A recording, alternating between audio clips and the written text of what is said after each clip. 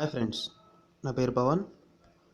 Friends, ఈరోజు నేను తీసుకొచ్చిన టాపిక్ ఏంటంటే మన బ్యాంక్ అకౌంట్లో ఎంత అమౌంట్ ఉందో మిస్డ్ కాల్ ఇచ్చి తెలుసుకోవడం ఎలాగో మీకు ఈరోజు చెప్తాను. దానికంటే ముందుగా మీరు నా ఛానల్ని సబ్స్క్రైబ్ చేయకపోతే సబ్స్క్రైబ్ చేయండి. అలాగే సబ్స్క్రైబ్ చేసిన తర్వాత పక్కన ఒక బెల్ సింబల్ వస్తుంది, దాన్ని ప్రెస్ చేయండి.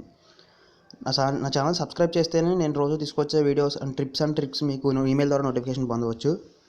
ఓకే, టాపిక్లోకి వెళ్ళిపోదాం. ఈరోజు టాపిక్ చెప్పాను కదా, మన బ్యాంక్లో అకౌంట్లో ఎంత అమౌంట్ ఉందో మిస్డ్ కాల్ ఇస్తే, మిస్డ్ కాల్ అంటే ఏ నెంబర్ నుంచి ఆ నెంబర్ పడితే ఇస్తే రాదు మనకి రిప్లై.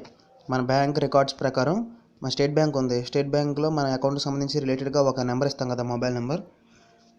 అప్పుడప్పుడు మెసేజెస్ వస్తాయి కదా మనకి స్టేట్ బ్యాంక్ నుంచి, లోన్ కట్టండి లేదంటే మీ అమౌంట్లో డెబిట్ అయింది క్రెడిట్ అయిందని.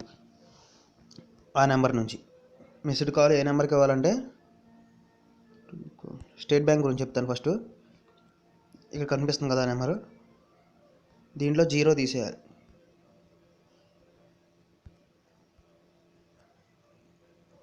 0922376666 అని ఉంది కదా, ఈ నెంబర్లో స్టార్టింగ్ 0 తీసేసి మిస్డ్ కాల్ ఇవ్వండి. అంటే రింగ్ అయ్యే వరకు ఆటోమేటిక్గా అదే కట్ అవుతుంది.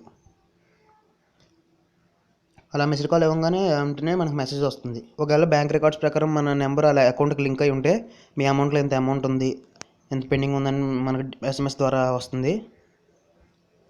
ఇది స్టేట్ బ్యాంక్ సంబంధించి. ఇంకోసారి నెంబర్ చెప్తాను చూడండి, 9223766666.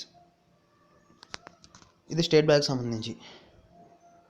ఆంధ్ర బ్యాంక్ వచ్చేసరికి సేమ్, ఇది కూడా సిమిలర్ నెంబర్ లాగానే ఉంటుంది, కాకపోతే వేరే నెంబర్. ఇది ఒకసారి చూసుకుని మిస్డ్ కాల్ అండి.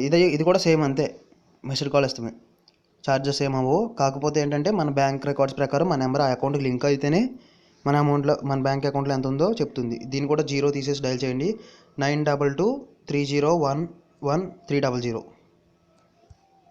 చూసారుగా ఫ్రెండ్స్, నా వీడియో నచ్చినట్టయితే లైక్ చేయండి, సబ్స్క్రైబ్ చేయండి.